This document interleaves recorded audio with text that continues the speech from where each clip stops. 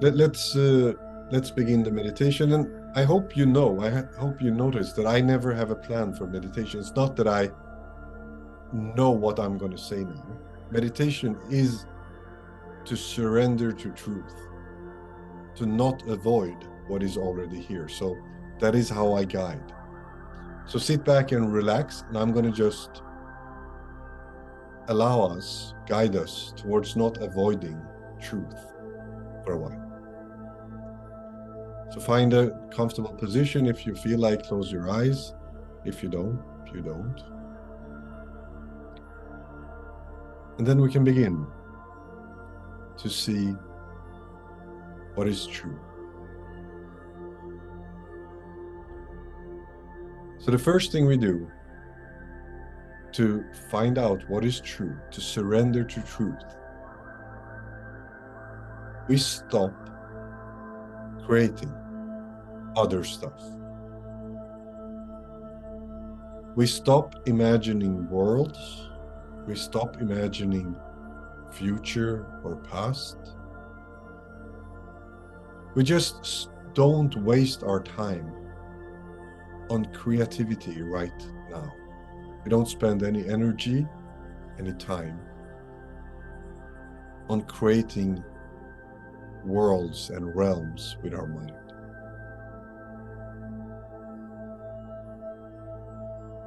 We also can stop with all of that. We can stop waiting, if there is any such energy in your body or mind. We can stop hoping. Hoping includes the idea of a future. So when we let go of that idea, we can also let go of hope.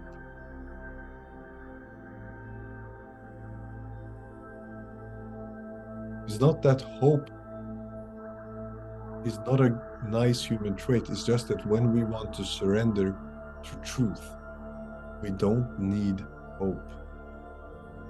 We don't need ideas of future or past. We don't need any of this.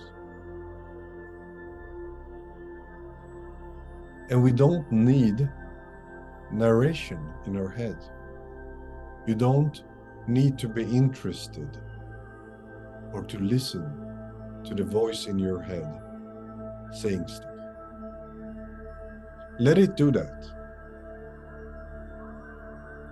But you just withdraw your fascination.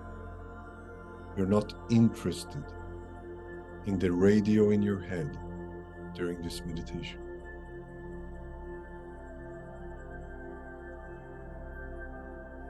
So let's see what else is here. Let's see what else we can let go of.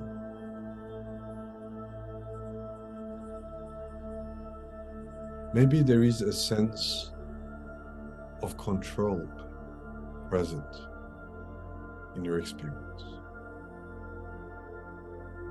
Maybe a part of you is trying to understand and gain and collect insights.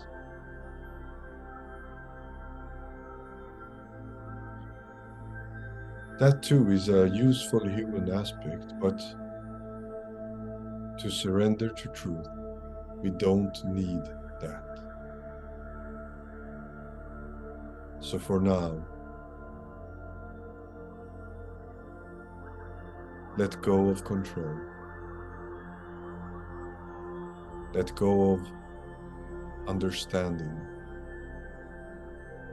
looking for insights. Let go of searching.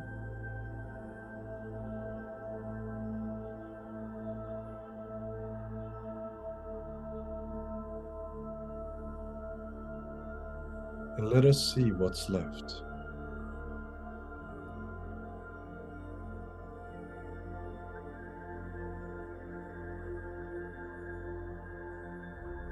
There is something left. There is a reality still here. When we are not adding anything to it.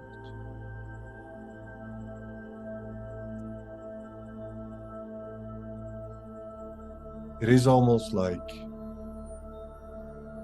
playing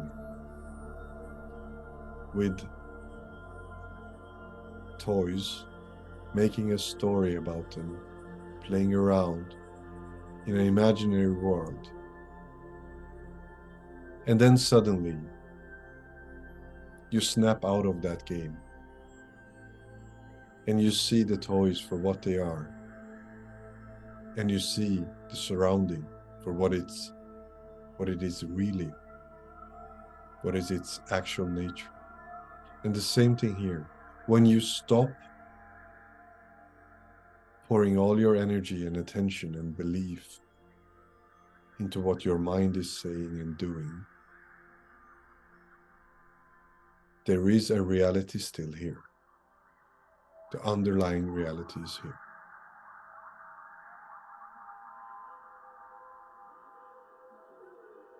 But it is not what it just a few moments ago seemed to be.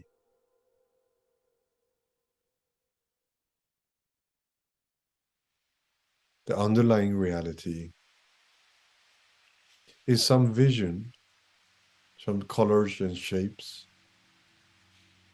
an environment which we perceive, which is nameless, ownerless, labelless, silent.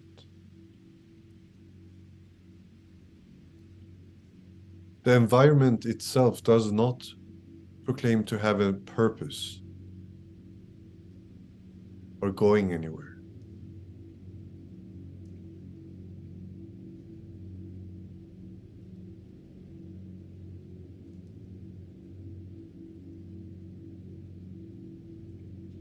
There is also, in this reality, a breathing body you're experiencing, an alive human being. You're experiencing the sensations in this being. You're experiencing the feelings, the movements, the tensions, the pleasures, the comfort, the cold.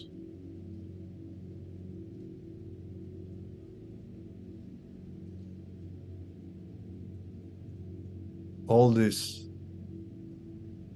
is what you're actually experiencing.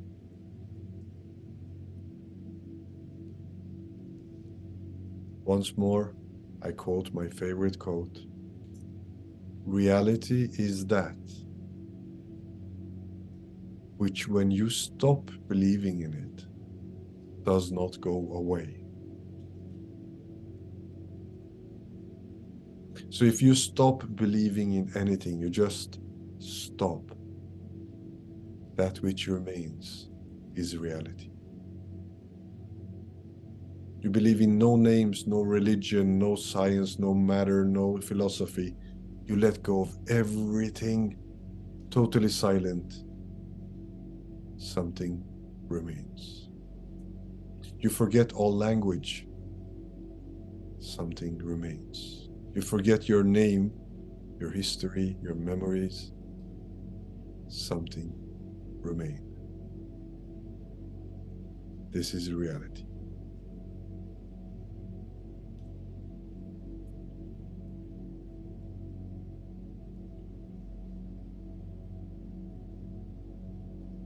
And this reality is not vague,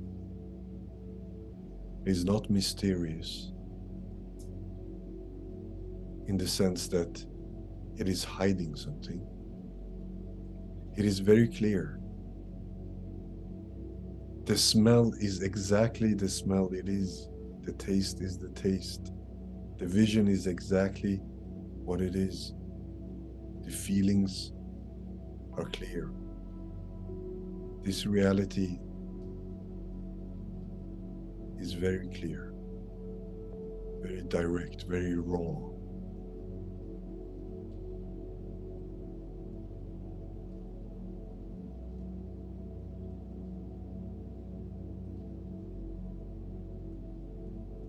And as you can see, it does not contain a story.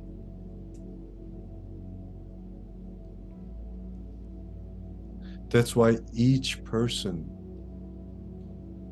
is free to project as many stories as they want on this, and they do. That's why not two people have the same story about an event. The event happened, but two different perceptions, two different stories made up regarding that event. So you see, this reality itself is not telling us stories. It is happening. It might contain drama.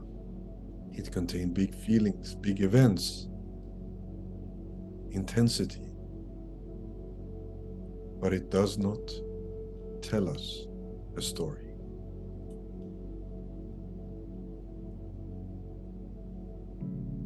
Recognize this. This moment is showing itself to you, but not as a story, but as a direct, raw, existing reality.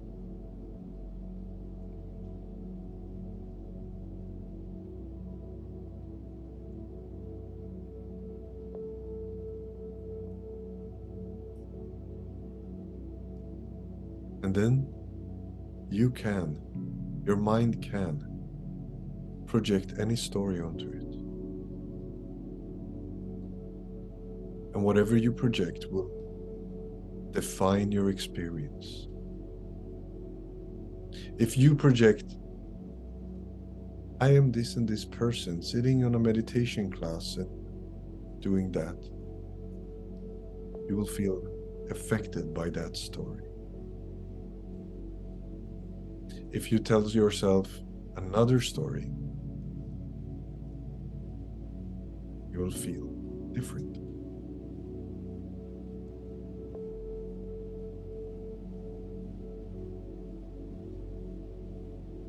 And the most beautiful part is that not only is your stories about reality not true, but your stories about you are the least true. Because there is a you here, there is an observing being here also, that doesn't disappear when we stop believing in it. No matter how much you let go of belief, the observing being that you are does not disappear. So notice that when we draw attention to this being, very easily our attention goes back to some sensation, to some idea, to some feeling. But that's not really a distraction. The mind can say, oh, I cannot focus. But whatever comes up, let's say I tell you, focus on the experience or on your soul, on your essence. And your attention goes to a feeling or a thought or a story or a distraction. You can use that to once more ask yourself, but what is aware of that? So a confusion comes up or a feeling comes up. In that feeling, while feeling it, there is a consciousness of it. There is a knowing. There is a being knowing it. So you use that sensation to know yourself. A question comes up. Instead of listening to the question, you use the question to reflect you, that the question indicates that you are aware. So in this way, you discover yourself unconditionally. That it's not only when you feel peace and expansion that you can discover this being. But as I am talking now, even if you focus on the sound of my voice, There is a being there experiencing. That's you. You're not a feeling, you're not a sound, you're not a taste, you're not a smell. You're not a story, you're not a name or label, yet you're here, experiencing this.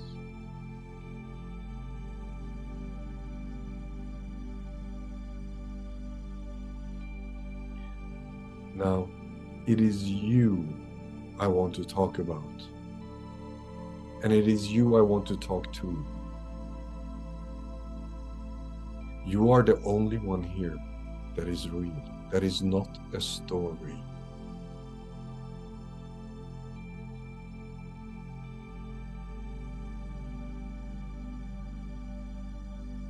The rest is your costumes, your games, your toys.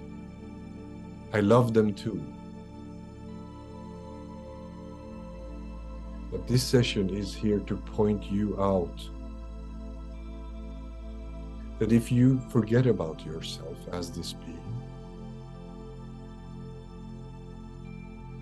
and you take yourself to be a toy or an energy or a feeling or a story, that if you totally forget about yourself and ignore yourself, you will not enjoy this game, this existence. You cannot really face it. This dimension, this which we are speaking about here, which we are pointing out, this dimension, her, is not afraid of the anxiety. Something is. There are some energies avoiding it, there is some feelings, some stories. But you all know this dimension in you, which is the only conscious part, which is the only being, which is the only aliveness,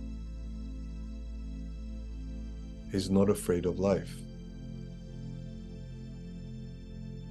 Is not afraid of fear, is not afraid of intensity or death, loneliness, heartbreak.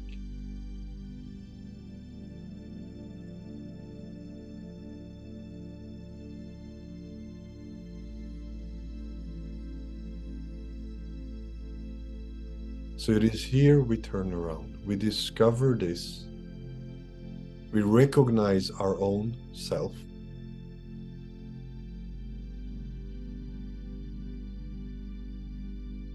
and we don't do it with a name. It's not that we arrive at, oh, I am pure awareness or something. That's just a word or another label. You don't arrive at a conclusion here. You just recognize, almost like aha, like a sinking in your own self, merging, melting. And then you can open your eyes to reality again. Let's say you can bring your focus, your attention to this place again, to the colors and shapes,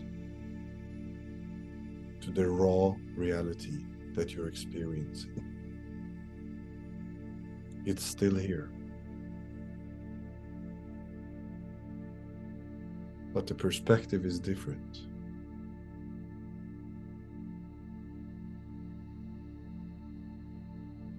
So now you are something we cannot really define anymore. You're not of a certain size or a color or a name, but you're here. And this you is not afraid of this existence.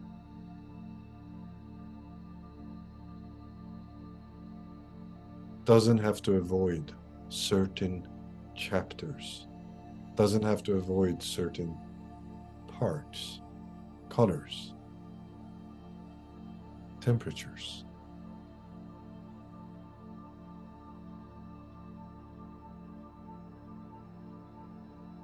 And as we were doing in this session, as we started off last week,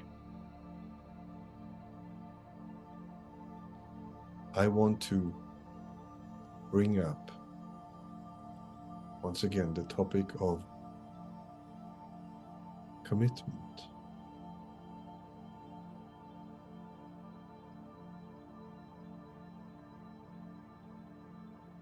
This exercise itself, funny enough, requires commitment. Meaning that to grow, to really integrate this, we cannot do this when our ego, our mind feels it's fun, or let's say on a conditional way. That is exactly, let's say, the opposite of what I see as commitment in this context. If you want to wake up to your true self, you don't let your story decide when to do it. Let's see if this makes sense for anyone. Because your mind will ask, and the most common question I get is, how do I exercise this? At what time? How should I do? It's difficult when there is a lot of emotions and so on. But not if you commit. If you want, if it's true, let's say if you observe that within you there is an urge to wake up to this. I'm not even going to say anything about what this is. To the you that your mind don't understand, to the you that you cannot label or define, but which is here. If you observe that the awakening to this dimension of you is a priority,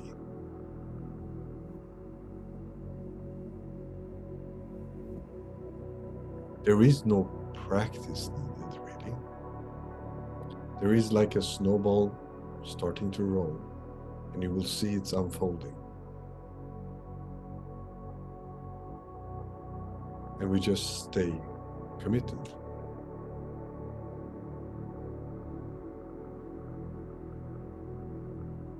And we remind ourselves when, let's say, what the character can do.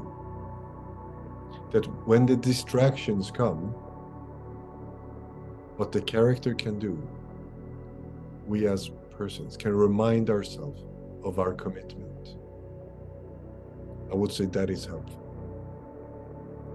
That, oh, there is something much more important here that I can focus on. This requires a maturing, because the ambivalent, childish energy in us, which is kind of the way the ego navigates, cannot make such commitments. It makes them as long as they feel good. The same with relationships, the same with partners and places we live. Like, I like this person as long as they make me feel good. I like this area as long as I get a lot of attention and it feels good. I like to meditate as long as I get the kicks out of it. That won't go too far in this direction.